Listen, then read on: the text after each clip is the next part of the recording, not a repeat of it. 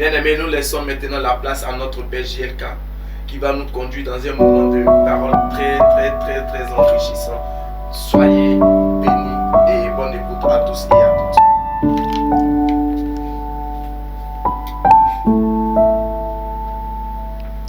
Shalom, shalom enfants de Dieu.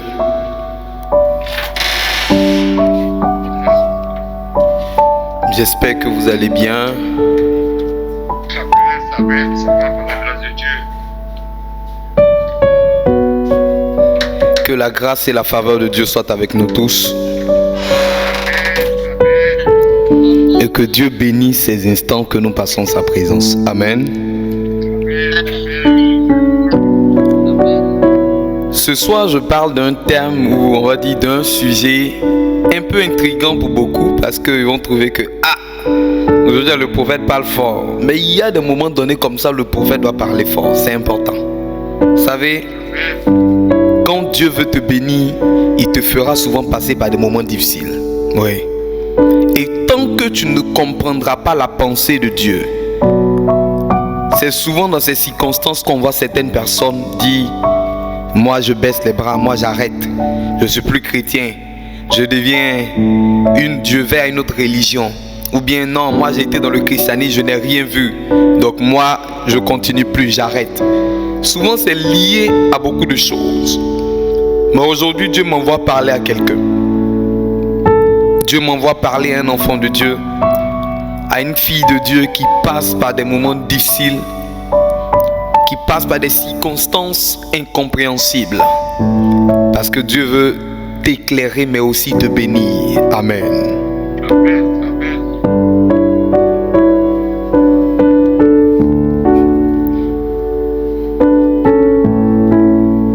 Rapidement, nous allons aller dans la parole.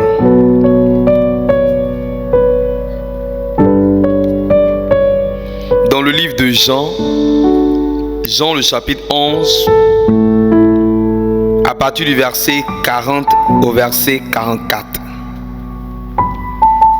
Jean chapitre 11, à partir du verset 40 au verset 44.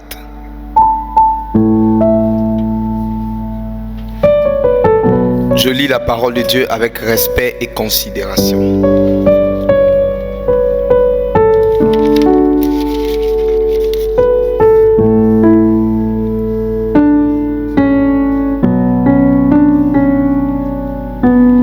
Je lis la parole de Dieu.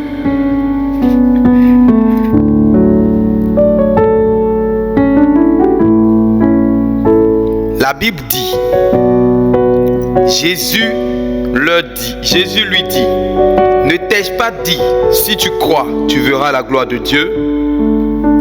Il ôtait donc la pierre, et Jésus leva les yeux en haut et dit, Père, je te rends grâce de ce que tu m'as exaucé.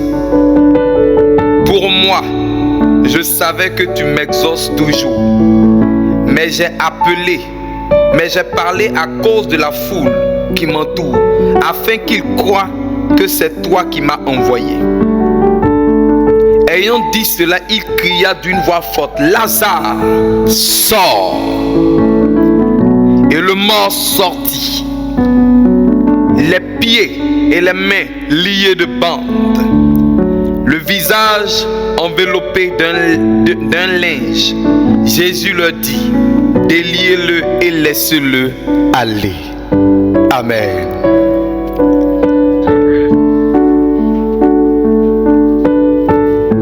Donc la Bible nous dit quelque chose ici d'intéressant.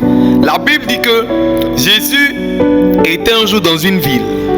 Et dans cette ville dans laquelle il se trouvait, on dit qu'il y avait l'un de ses amis qui était malade. On dit bien l'un de ses amis.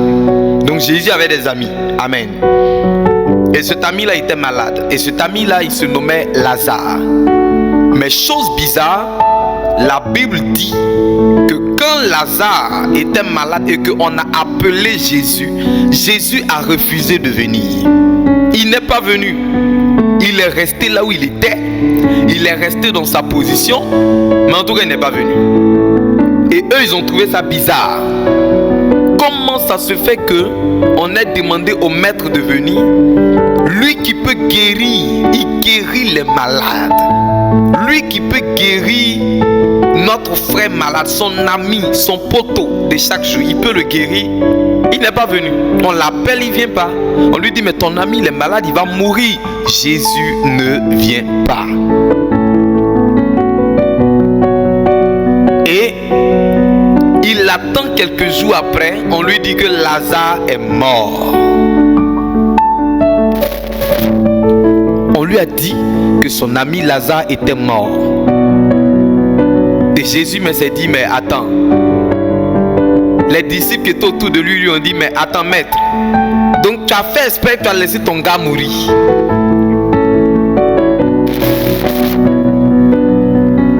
Tu as laissé ton gars mourir. Lui qui quand tu étais dans cette ville, c'est lui qui était là. Il était à tes petits soins, lui et sa famille, ses frères et ses soeurs. Ils étaient tous à tes petits soins. Tu ne peux pas le laisser mourir comme ça, c'est pas bon. Et regardez ce qui va se passer. La Bible dit une chose et elle est claire. Jésus leur dit, il n'est pas mort, mais Lazare dort. Et quand Jésus leur dit que Lazare dort, eux tous se sont dit, mais attends, le gars, est-ce qu'il ne perd pas la tête? Écoutez-moi, souvent, la manière dont souvent Dieu parle peut nous donner de croire que est-ce que Dieu me souvient n'est pas d'un film de science-fiction par hasard? Parce que tu es assis, tu sens qu'aujourd'hui je n'ai rien dans ma main. Et tu entends la voix de Dieu te dire, je t'ai rendu prospère, je t'ai rendu riche. Et puis on se demande, elles ne sont pas de la même chose. Souvent tu sens que ça ne va pas, tu as tous les 1000 problèmes.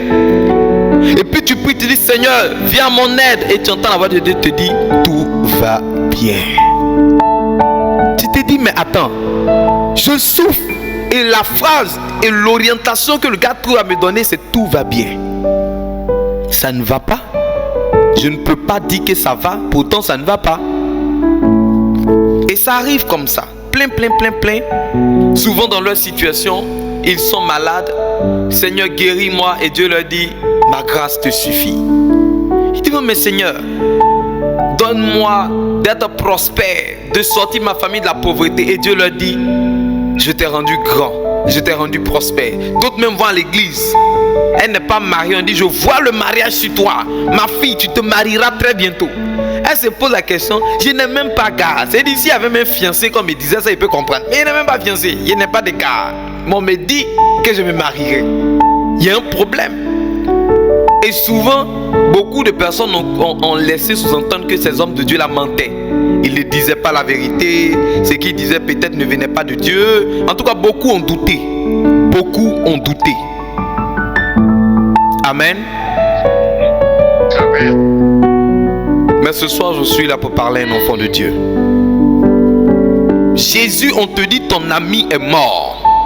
Toi, la phrase que tu trouves à nous sortir, c'est que Lazare est couché, il dort. Déjà, il faut comprendre qu'en hébreu, les mots n'ont pas la même signification qu'en français. Amen. Et donc, dans l'hébreu, quand on dit que quelqu'un est mort, le mot mort, par définition, même vous prenez votre dictionnaire de Larousse, que vous définissez le mot mort équivaut au mot sommeil. Quelqu'un me comprend? Le mot mort équivaut au mot sommeil. C'est-à-dire, quand quelqu'un dort, selon la définition du mot mort, il est mort. Ah, dis avec moi, c'est bizarre. C'est bizarre. Donc quand Jésus disait que Lazare n'est pas mort et qu'il dormait, ça veut dire qu'il était conscient que Lazare était mort. Amen. Mais il n'a pas utilisé le terme mort, il a utilisé le terme dormi, parce que quelqu'un qui n'a pas encore été enterré ou quelqu'un qui n'a pas encore pourri, la foi a les yeux de voir et de considérer que la personne qui est morte là est en train de dormir. Écoutez, quand vous avez la foi en face de certaines situations, vous pouvez voir différemment la situation. Tout part d'un principe de foi et de comment vous comprenez les choses. Ce à quoi vous croyez et ce que vous acceptez détermine ce que vous allez vivre. Quelqu'un comprend ce que je viens de dire? Si vous croyez que vous êtes médiocre, vous attirez dans votre vie la médiocrité. C'est pourquoi il est important pour les enfants de Dieu que nous sommes de garder toujours une pensée positive.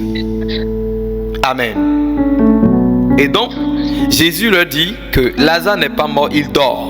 Pourtant, vous savez que quand quelqu'un dort, c'est qu'on peut le réveiller. Je ne sais pas si quelqu'un comprend ce que ça te dit. S'il dit que Lazare n'est pas mort et que Lazare dort, ça veut dire qu'il est tenté de dire on peut le réveiller. Parce que quand on utilise le terme de mort en hébreu, ça veut dire que c'est pour l'au-delà. C'est-à-dire qu'il n'y a plus de retour. Quelqu'un me comprend? Il n'y a plus de retour. Donc quand il utilisait le thème sommeil, il faisait référence au fait qu'on peut le réveiller. Donc lui, il voyait une opportunité dans le problème qui se présentait. Mais beaucoup ne voyaient pas la chose comme ça.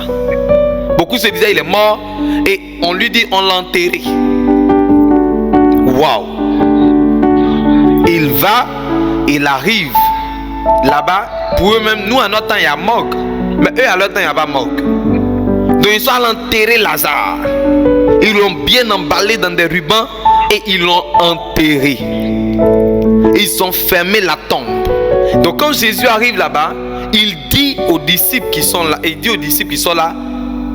demandez à la famille, est-ce qu'il y a des gens qui peuvent enlever la pierre qui est au devant de la tombe afin que nous puissions redonner vie à notre frère Lazare. Et la sœur, les deux sœurs de Lazare lui ont dit, mais maître, il est mort, ça fait 4 jours. Si au moins c'était le même jour, on croit que tu aurais pu le ressusciter.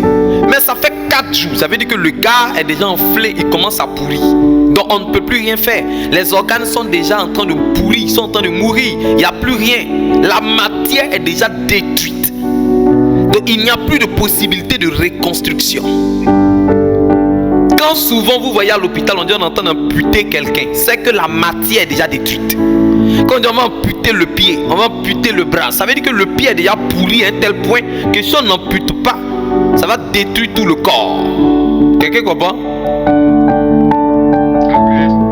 C'est souvent dans cette optique quand on ampute. Donc on dit à Jésus que le gars là, la maladie, la manière qu'il est mort là, il est déjà en train de pourrir, on ne peut plus rien faire. Jésus leur dit, ne t'ai-je pas dit que si tu crois, tu verras la gloire de Dieu? Il leur dit ça.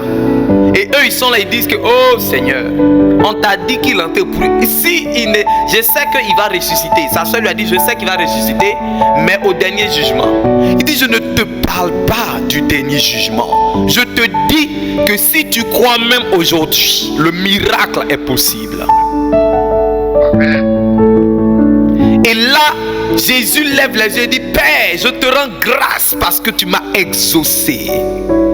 Ce soir, avant même que je ne continue dans ma prédication, je vais dire à quelqu'un, Père, toi qui es dans le ciel, je te rends grâce parce que à la fin de cette prédication, tu m'as exaucé par rapport à la situation de quelqu'un. Quelqu'un qui est connecté, qui entend le son de ma voix, reçoit le désir de son cœur comme l'exaucement qui prend effet immédiat maintenant.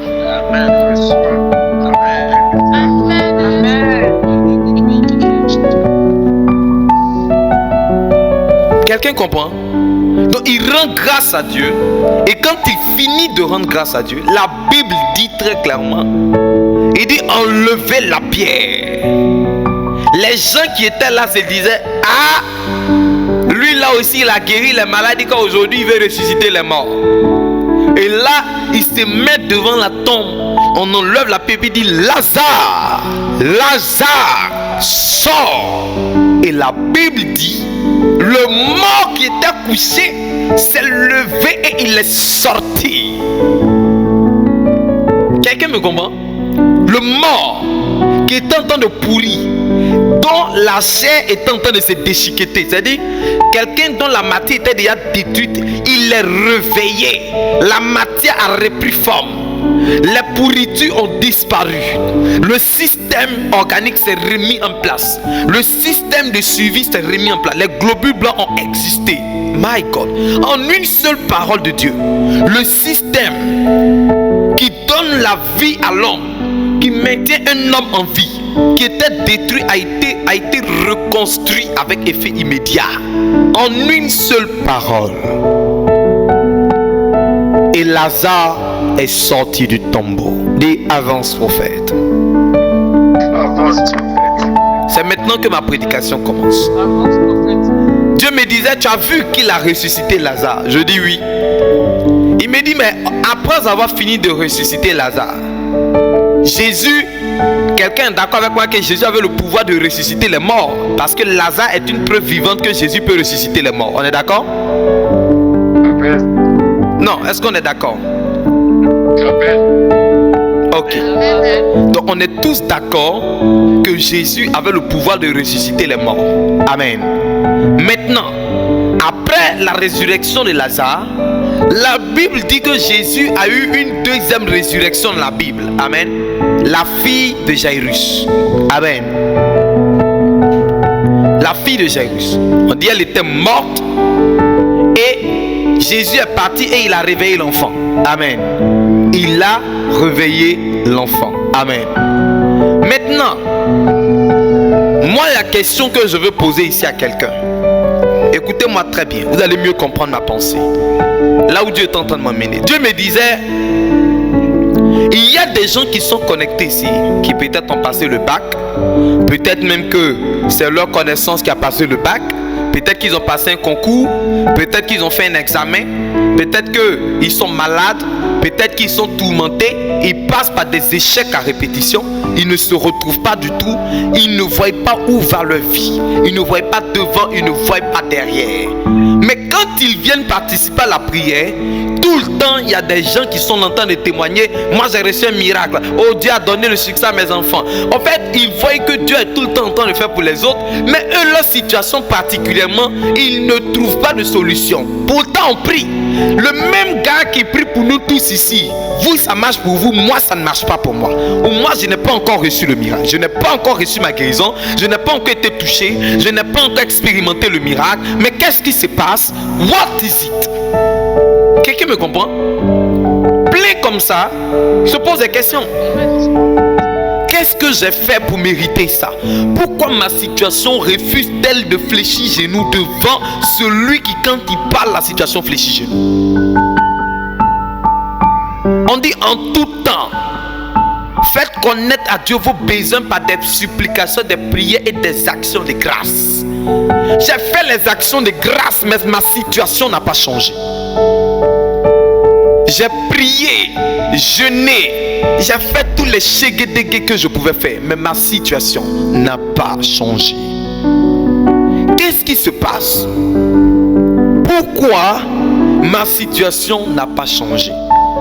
Pourquoi les autres reçoivent la guérison et pas moi? Pourquoi les autres enfantent et pas moi? Pourquoi ceux-là même qui ne font pas les sacrifices que je fais reçoivent, sont mieux bénis que moi qui fais autant de sacrifices? Pourquoi? L'homme de Dieu là, tout le monde parle de lui. Il a une onction qui fait la différence. Mais quand il prie pour les gens, on voit les témoignages, même les trucs qui ont disparu, les gens ils vont chercher. Mais pourquoi moi ma situation qui est aussi petite là, elle ne change pas depuis? On a eu des témoignages des gens qui ont été guéris miraculeusement. Pourquoi moi ma maladie persiste autant? Pourquoi moi mon problème persiste autant? Pourquoi ma pauvreté persiste autant? Pourquoi mon chômage persiste autant? Pourquoi cet obstacle de famille qui pèse contre ma vie persiste autant? Pourquoi le rejet dans ma vie persiste autant? Pourquoi cette solitude dans ma vie persiste autant? Il est le consolateur, chose que la Bible a dit. Mais chaque jour, mes nuits sont remplies de larmes. Je pleure. Et je me demande, mais où est le Dieu qui console? J'ai perdu des gens qui m'étaient chers. Seigneur, tu m'as dit que que quand on est en train d'avancer avec toi, faut pas qu'on regarde en arrière. J'ai laissé tomber, mais je suis seul. Je n'ai personne pour combler ce vide. Il y a des gens sur qui j'ai compté. Je n'avais jamais imaginé que ces personnes allaient sortir de ma vie. Ils sont partis. Ils ont laissé un vide que j'ai cru que tu allais prendre d'autres personnes pour remplacer ce vide. C'est comme ça la situation de plusieurs. Et Dieu demandait à Dieu, mais Seigneur, pourquoi tu me parles de ça? Ça a quoi à voir avec la mort de Lazare? Il me dit, regarde, dans tout mon ministère, je n'ai ressuscité que 2 personnes. J'ai dit, ah? Il dit oui. Je n'ai ressuscité que 2 personnes de tout mon ministère. Pourquoi? Est-ce que tu t'es une fois posé la question que chaque jour que Dieu faisait, il y avait des morts? Oui.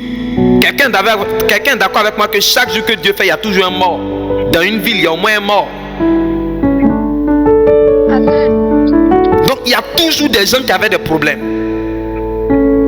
Pourquoi on ne parle pas d'autant de miracles, autant de résurrections? C'est-à-dire, la Bible dit que je guérissais chaque jour, on était des milliers de foules qui étaient malades, n'est-ce pas? Mais pourquoi, pour ce qui concerne la résurrection, je ne l'ai fait que pour 2 personnes et je ne l'ai pas fait pour tout le monde? Pourtant, il y avait des morts. Si je ressuscitais les morts plus que je ne guérissais, les gens allaient plus même croire en moi et tout le monde allait me suivre. Parce qu'ils allaient se dire, il peut ressusciter les morts, ça sert à quoi qu'ils guérissent? Je ne sais pas si quelqu'un comprend ce que ça veut dire. Ils allaient mieux me faire confiance encore. Beaucoup ont douté parce que ce n'était qu'une question de guérison. J'ai dit, mais Seigneur, quelle est la pensée que tu veux m'adresser? Et Dieu m'a dit une chose. Ce n'est pas parce que je peux faire quelque chose que je le ferai pour toi. My God. Je reprends. Ce n'est pas parce que tu m'as vu délivrer quelqu'un, restaurer quelqu'un, guérir quelqu'un, que je reproduirai ce que j'ai fait dans la vie de l'autre dans ta vie. J'ai ressuscité Lazare, mais il y a eu des gens qui étaient morts que je n'ai pas ressuscité. Pas parce que je ne pouvais pas, mais parce que je ne voulais pas le faire. Il y a des gens qui passent par des temps difficiles. Et Dieu m'a dit, tu sais quoi, je ne change pas la situation. Il dit non. Il dit, ils s'attendent à moi comme les autres se sont attendus à moi. Pourtant, je ne me reproduis pas dans mes actions. Je ne répète pas mes actions. Ce que j'ai fait hier, je ne le ferai pas aujourd'hui. Certes, je suis le même hier, aujourd'hui et éternellement. Mais là où je suis passé, tu ne me verras plus là-bas. Parce que j'avance. J'ai peut-être, vous avez le même problème. Peut-être l'autre, j'ai opéré le miracle et ce qui était perdu est réapparu. Mais qui t'a dit que je ferai pareil avec toi? Je ne suis pas obligé de faire pareil avec toi. Pourquoi vous déterminez votre vie en fonction de la vie des autres? Pourquoi vous déterminez vos succès en fonction du succès des autres? Pourquoi vous déterminez vos miracles en fonction du miracle des autres? Pourquoi vous déterminez vos positionnements en fonction du positionnement des autres? En quoi est-ce que toi et l'autre vous êtes identiques? En quoi est-ce que toi et l'autre vous êtes pareils? Il dit même dans le miracle de la résurrection, Lazare était mort. 4 jours après cela, il était ressuscité. La fille de Jairus a été ressuscitée le même jour. Ça veut dire que même la résurrection, je n'ai même pas fait la même résurrection. J'ai fait 2 résurrections différentes. C'est vrai qu'ils sont revenus à la vie, mais les deux résurrections ont été différentes. L'autre était en train de pourrir et l'autre n'était pas en train de pourrir. Quelqu'un est là? Est-ce que tu comprends la pensée de ce que j'en ai? Dieu m'a dit, mais pourquoi vous voulez identifier tout le temps votre vie à la vie des autres? Ce n'est pas parce que l'autre a réussi dans un concours que toi tu réussiras dans un concours. Et comme ils n'écoutent pas ma voix, ils ne savent pas ce que je dis d'eux. Comme l'autre a réussi pour un concours, ils se lèvent. Je suis enfant de Dieu, je crois au miracle.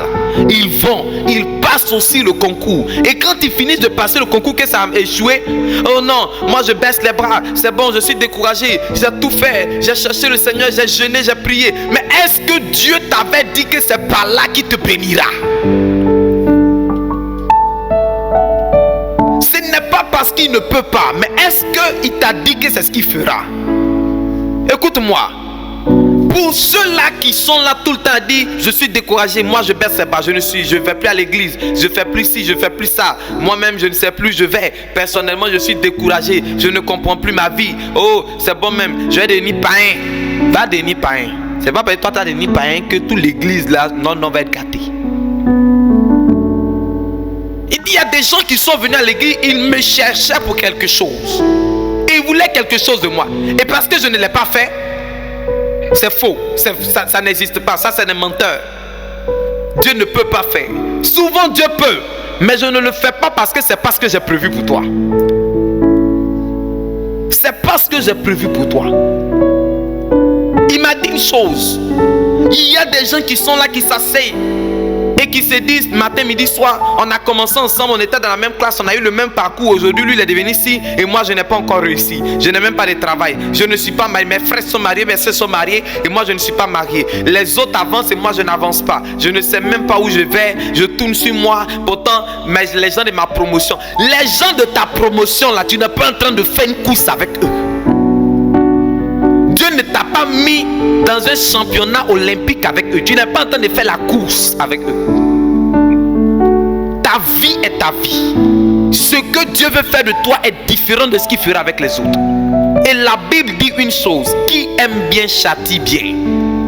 Il faudrait que tu comprennes que plus Dieu t'aime, plus tu rencontreras des difficultés sur ton chemin.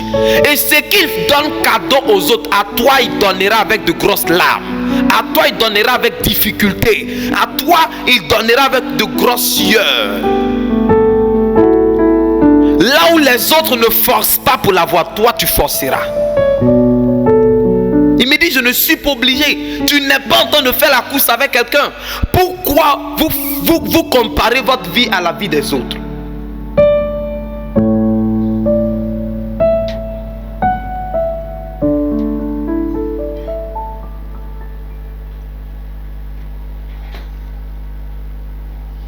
Amen.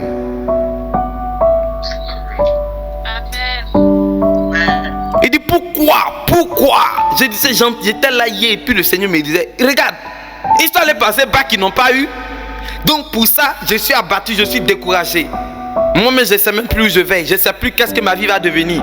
Est-ce que ton succès est déterminé par un bac?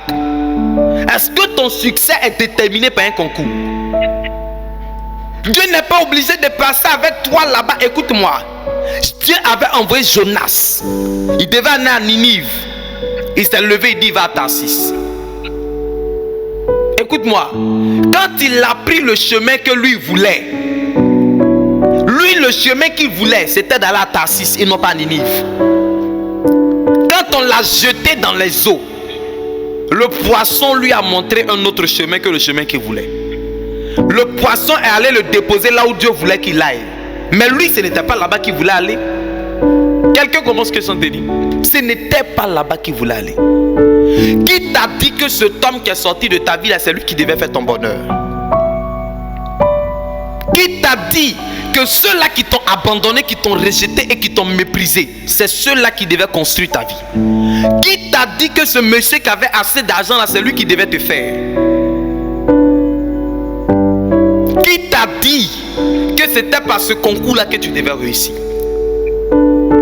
C'est quand Dieu t'a promis que tu réussiras avant les autres. Quand est-ce qu'il t'a dit ça? Écoute, revois ton intimité avec le Seigneur. Il m'a dit, même souvent dans l'échec, j'ai une parole certaine. J'ai un objectif que je veux atteindre. Dans vos échecs, j'ai des leçons de vie que je vais vous faire tirer. Il y a des choses que je vais vous faire comprendre. Mais vous ne comprenez pas. Vous pensez que c'est mauvais souvent quand je tarde avec vous. Tout ce qui est grand ne vient pas aussi facilement. Ça met du temps. Quelqu'un est là?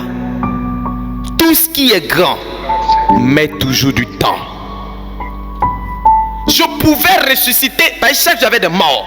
Je pouvais ressusciter les morts chaque jour. Les gens allaient dire Jésus ressuscite les morts. Mais de toute ma vie, pendant 33 ans, je n'ai ressuscité que 2. Moi qui suis la source de la résurrection. Aïe, dis avec moi, c'est bizarre. C'est bizarre. Lui-même qui est la source de la résurrection, lui-même qui est le don de la résurrection, il n'a ressuscité que 2 personnes de toute sa vie. Il me dit, tu penses que je ne pouvais pas? Il dit, si Seigneur, je sais que tu pouvais. Il dit, tu sais, si je ne l'ai pas fait, c'est parce qu'eux, ils ne devaient pas ressusciter. C'est pas parce que je ne pouvais pas. Mais eux là devaient mourir. Et leur mort là, ça devait être continuel. Ils ne devaient pas revenir. Ça ne fait pas partie du projet. Souvent Dieu peut, mais Dieu ne le fera pas pour toi parce qu'il n'a pas prévu ça. Ça ne fait pas partie du projet. Il te réserve quelque chose d'autre. Il n'est pas obligé de faire comme de la manière il a fait plaisir. Il n'est pas obligé de reproduire la même action. Quelqu'un me comprend? Il n'est pas obligé. Quand j'entends certaines personnes dire, moi je suis découragé, moi c'est bon même, c'est bon, je ne vais plus à l'église, je prie plus, c'est bon, j'ai devenu païenne. Mais attends, ton salut n'est pas lié à un succès que Dieu te donne.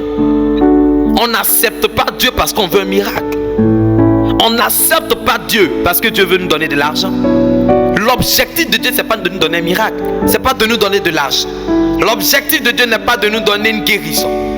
L'objectif de Dieu n'est pas de nous donner une belle voiture, une belle maison, de nous donner des enfants, un foyer. Ce n'est pas ça l'objectif de Dieu. L'objectif de Dieu, c'est la parole de Dieu dans notre esprit.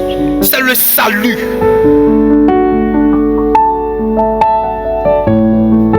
L'objectif de Dieu, c'est le salut. On ne cherche pas Dieu pour ce qu'il donne. Ça vient après.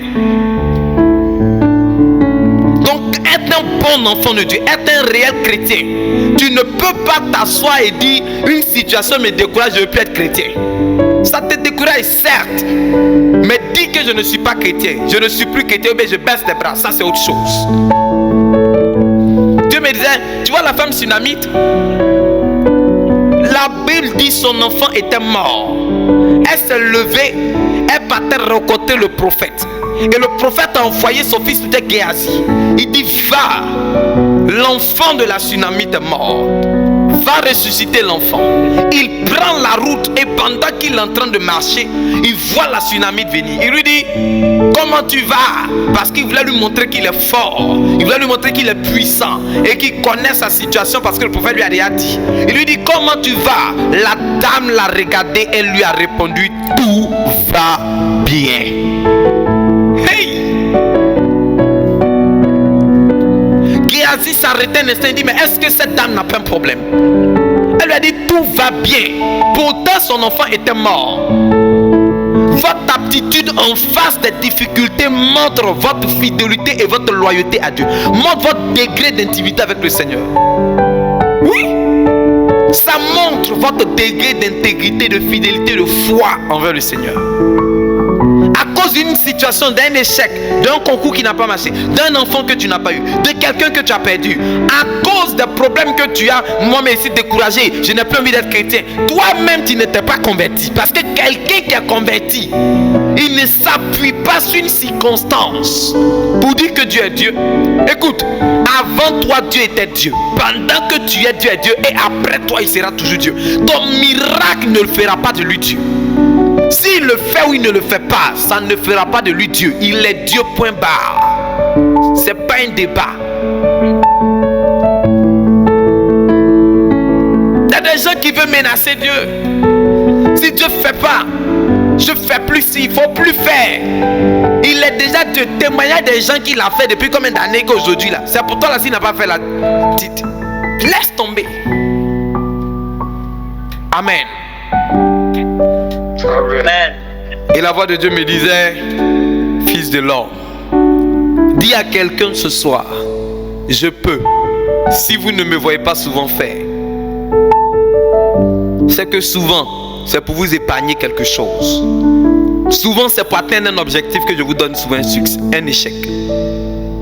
Il me dit, mais attends, la lumière n'a aucune valeur si les ténèbres n'existent pas. Quelqu'un comprend ce que sont dit?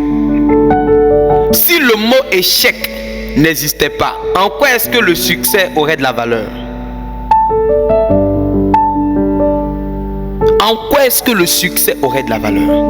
Souvent, il faudrait que vous compreniez que quand vous voyez un homme, on dit derrière un grand homme se cache quoi? Une grande femme. L'opposé est toujours là. Vous ne verrez pas la lumière et les ténèbres. Les ténèbres sont toujours cachées quelque part. Attendez que la lumière bouge.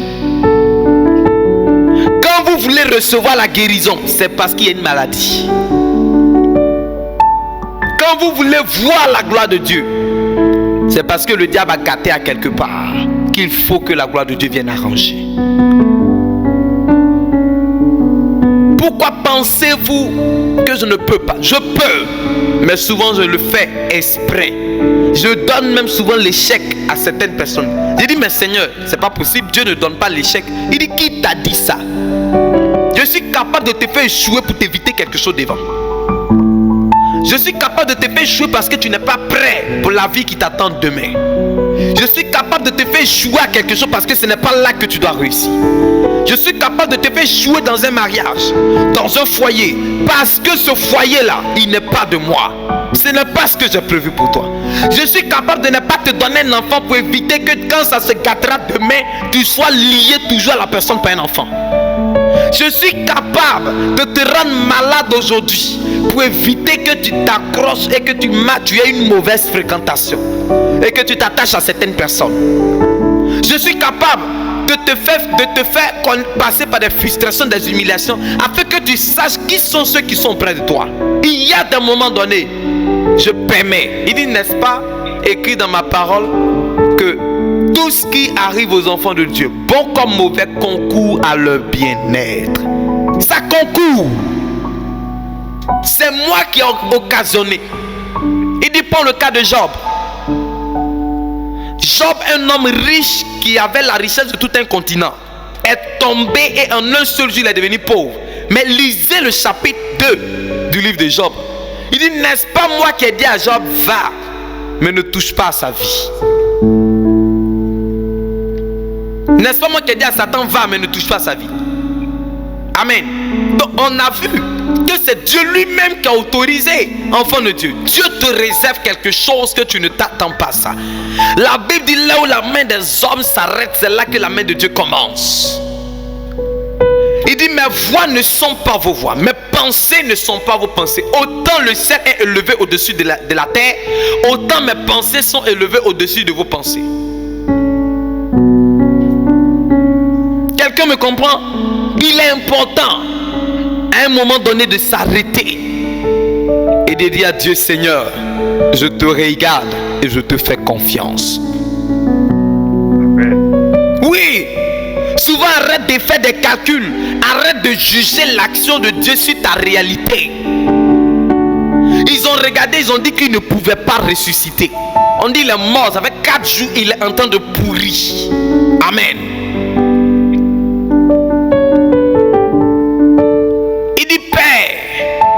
Faut pas le faire à cause de moi, mais fais-le à cause de. Donc il a même ressuscité Lazare pour qu'il sache qu'il peut ressusciter les morts. Sinon il aurait pu guérir Lazare. Oh my God. Ah, quelqu'un comprend? Eux ils ont voulu, la famille de Lazare, ils ont voulu qu'il guérisse Lazare. Il n'a pas guéri Lazare, mais il a ressuscité Lazare. Pour montrer que je peux guérir, mais je peux aussi ressusciter. Amen. Mais pourquoi il n'a pas fait pour les autres? Il y avait d'autres personnes qui étaient mortes ce jour-là. Il est allé au cimetière et la Bible dit que le tombeau de Lazare. Donc quand on parle du tombeau, ça veut dire qu'il était au cimetière. La question que je vous pose ici, Lazare était le seul mort au cimetière? Que quelqu'un me réponde. Est-ce que Lazare était le seul mort au cimetière? Non, d'accord. Ça veut dire que là où il était, il y avait plusieurs morts. Il aurait pu ressusciter tout le monde ce jour-là. Mais il n'a ressuscité que Lazare seul. Parce que ce que Dieu veut faire dans ta vie est unique. Il ne le reproduira pas dans la vie de quelqu'un d'autre. Même les jumeaux, Dieu leur donne toujours des expériences différentes. ton miracle ne ressemblera pas au miracle de quelqu'un. Ton témoignage ne ressemblera pas au témoignage de quelqu'un. Je veux dire à quelqu'un ici, Dieu fera avec toi quelque chose qu'il n'a pas encore fait avec les autres. Tu seras le premier prototype de ce genre de miracle. C'est dans ta vie seule qu'on entendra ce genre de choses. Ainsi, je veux dire à quelqu'un, l'onction fera de toi quelqu'un de différent. À ton amen me dérange.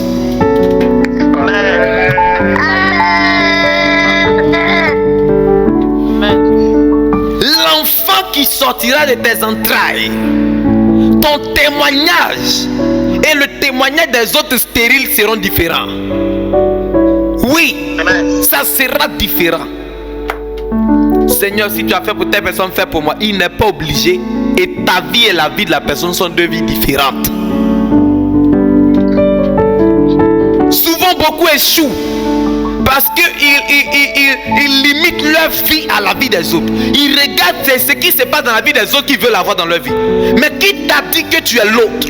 Quand tu veux le succès de quelqu'un, c'est que tu peux porter aussi les coups qu'il porte.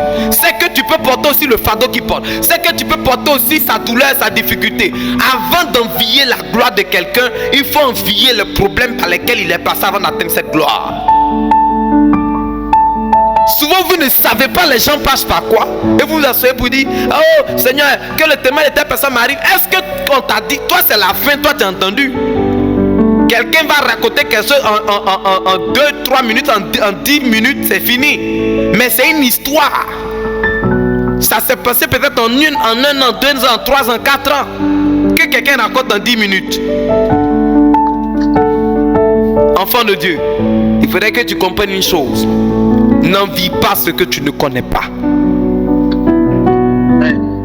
N'envie pas ce que tu ne sais pas. Oh non, lui là il venait pas à l'école, un vaurien comme ça, Dieu lui a donné bac. Moi qui étudie, c'est toi qui étudies là, mais que Dieu ne voulait pas que tu aies le bac. Tu sais, tu connais l'objectif de Dieu. Pourquoi depuis les autres reçoivent la guérison et pas toi? Dieu te réserve quelque chose qui sera différent du témoignage des autres. Amen, amen, amen. Les autres, quand on a prié, l'argent est venu un coup. Mais toi, pour toi, l'argent viendra différemment. Écoutez-moi, même nous, Miracle Money, quand on parle à Dieu, l'argent vient. Mais il y a des moments donnés, Dieu même nous interdit. Il dit, tu ne feras pas de miracle money. Si je fais, je vais tuer. Si tu fais, je vais bloquer. Ça ne viendra pas. Pourquoi? Parce qu'il n'a pas envie de nous enseigner la facilité, l'argent facile. Sinon, miracle money, on déclare, l'argent vient sur nos téléphones. Mais pourquoi nous les chrétiens on ne vit pas de miracle money? Parce que Dieu, c'est pas parce qu'il ne peut pas. C'est parce qu'il ne veut pas nous donner de vivre la vie facile. Quelqu'un comprend? On dit il est celui qui arrose les plantes, qui donne de la pluie en sa saison. Mais pourtant il y a des pays qui n'ont pas connu de pluie, ça fait plusieurs années. Pourquoi il ne leur a pas donné la pluie? Il sait pourquoi. Parce qu'il y a des endroits, s'il donne la pluie, au lieu que la pluie soit une bénédiction, ça sera une inondation, ça viendra pour tuer. Les gens se plaignaient, il y a soleil, on veut la pluie. La pluie est venue, vous vous plaignez.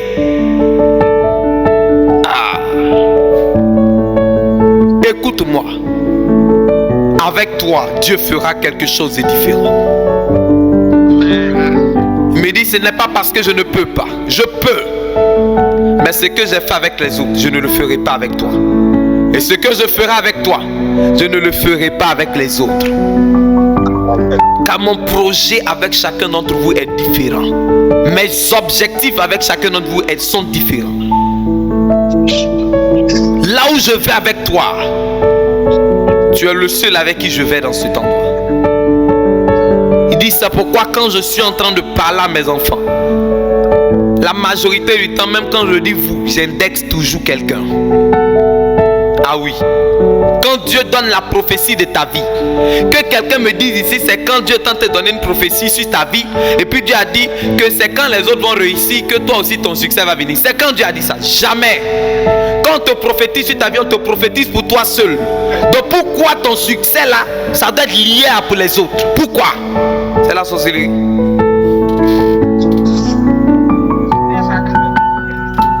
Arrête de pleurer. Arrête de te morfondre sur ta situation. Lève-toi. Lève-toi.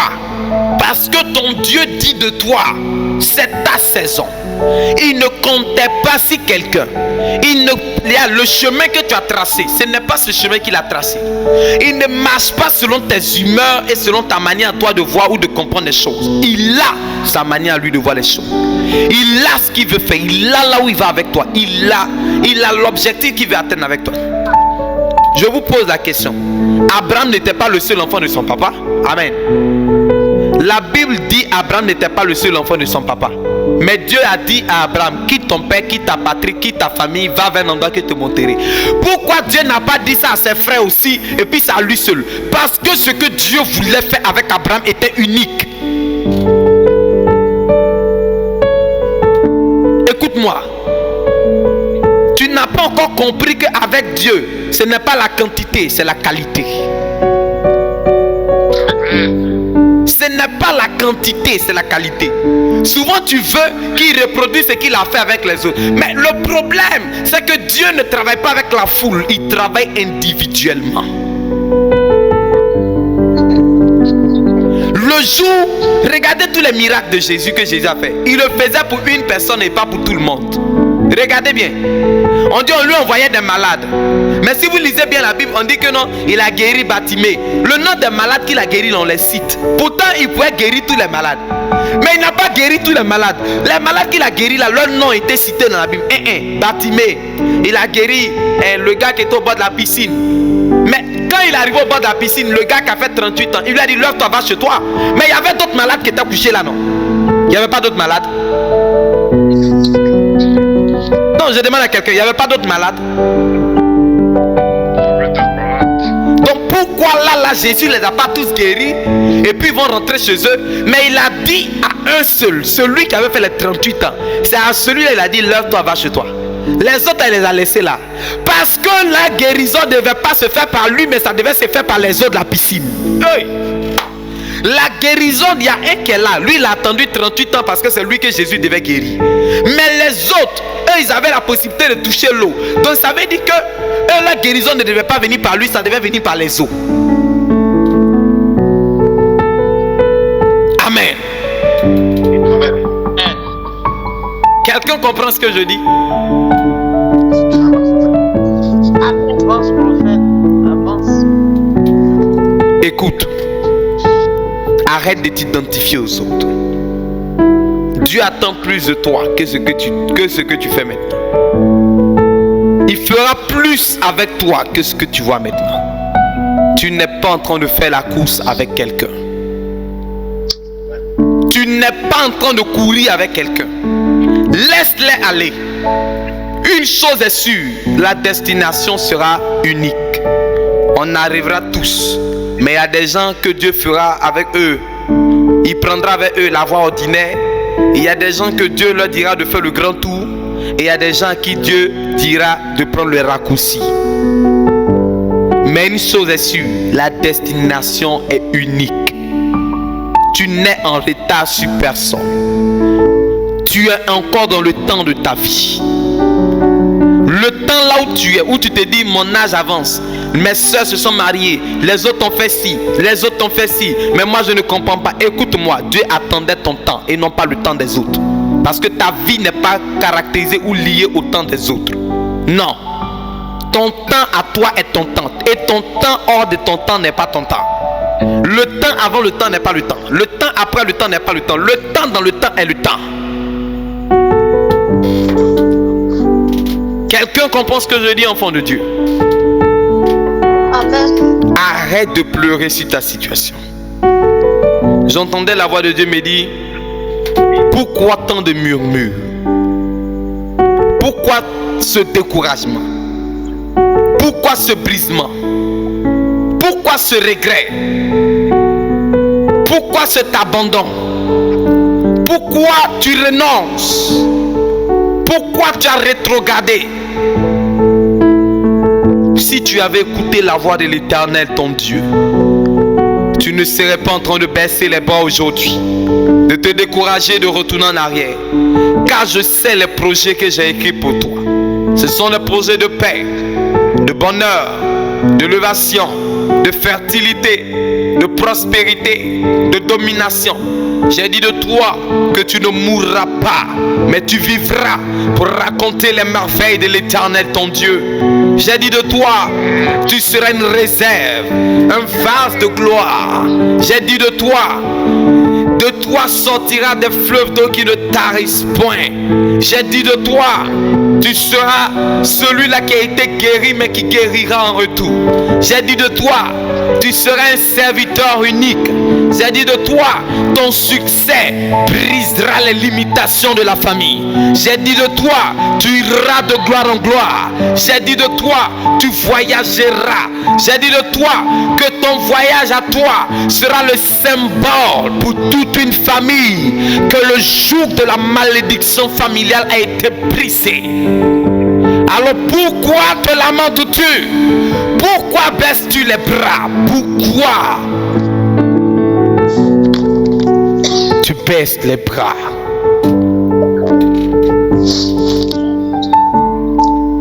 Dieu dit, là où tu étais tombé, lève-toi. Il dit, lève-toi. Il dit de toi, lève-toi et sois éclairé, car ta lumière arrive et la gloire de l'Éternel se lève sur toi. Ceux qui t'avaient méprisé, abandonné, reviendront vers toi. Ceux que tu as vu courir, arriver plus vite que toi, tu n'es pas en retard, car d'ici quelque temps, tu auras une position supérieure à la leur. Amen. Dieu disait une chose, ne regrette pas le choix que tu as fait de te confier en l'Éternel ton Dieu. Ne regrette pas le choix que tu as fait de te déconnecter de ce qui est mauvais. Ne regrette pas le choix que tu as fait et ne reviens pas en arrière. Avance, car l'Éternel te tient par la main. Et comme la Shekinah, il te conduit près des eaux paisibles. Il te mènera à Canaan, à bon port. Arrête de pleurer, essuie tes larmes, lève-toi et dis une chose, tout va bien. Dans ton échec, dans ta maladie, dans ton foyer qui se brise, dans les situations compliquées par lesquelles tu passes, peu importe, dis-toi une chose, tout va bien. Tout va bien.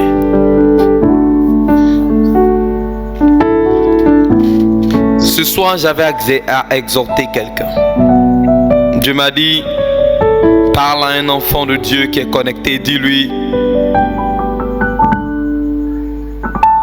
Dieu veut que tu te révèles, que tu te réveilles et que tu retournes à ton premier amour. Il ne t'a pas choisi à cause des miracles. Ton intimité avec le Seigneur n'est pas liée à un succès. Alors reviens de bons sentiments. Nous allons élever la voix et nous allons prier le Seigneur.